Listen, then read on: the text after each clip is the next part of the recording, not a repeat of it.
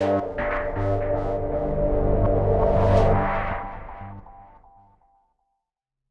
founding director, Kurt Metzger, worked in the region for 35 years between the Census Bureau as a regional director, Wayne State University, a handful of other places, and the whole time he was saying, you know, we could get really, really good at making positive community change in Detroit and our region if we actually had all the information in one place, in an organized way, where we could all access it and utilize it. My relationship with D3 began with working with the Motor City Mapping Project, that awesome inaugural project that mapped the properties for the entire city of Detroit so we could get a true picture. They impressed me by having the availability of data that I had never seen, being able to just trickle down to the level of looking specifically at my neighborhood and my community. But then I was able to unveil the jewel and see, oh my gosh, they've got anything and everything you want to know and find out about Detroit. So I first heard about Data-Driven Detroit at the Detroit Neighborhood Forum. It's a place where funders, other intermediaries, other organizations come together once a month to talk about Detroit.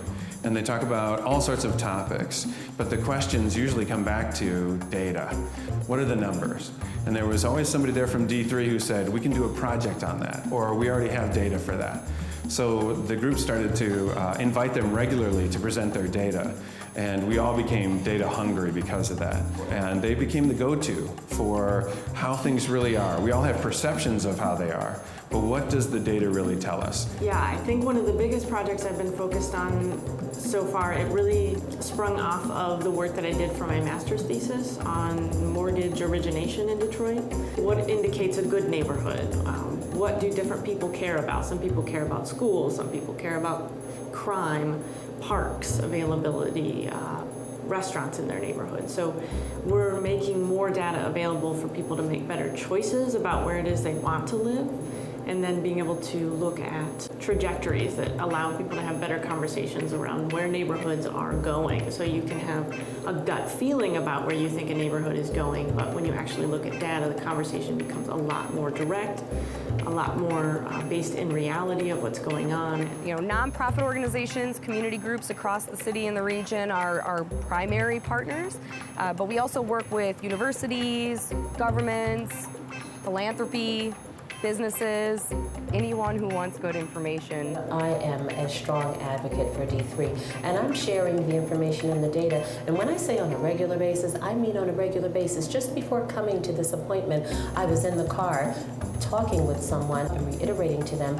about going online for the data and the information. You can literally work with the people that are here at D3. They're touchable, they're locatable, and when you speak with them, they're pleasant, easy to deal with. You can write into Ask D3 at datadrivendetroit.org. They will answer your question. How much is it going to take? Who should we work with? If this is successful, how are we going to measure it so we can tell other people?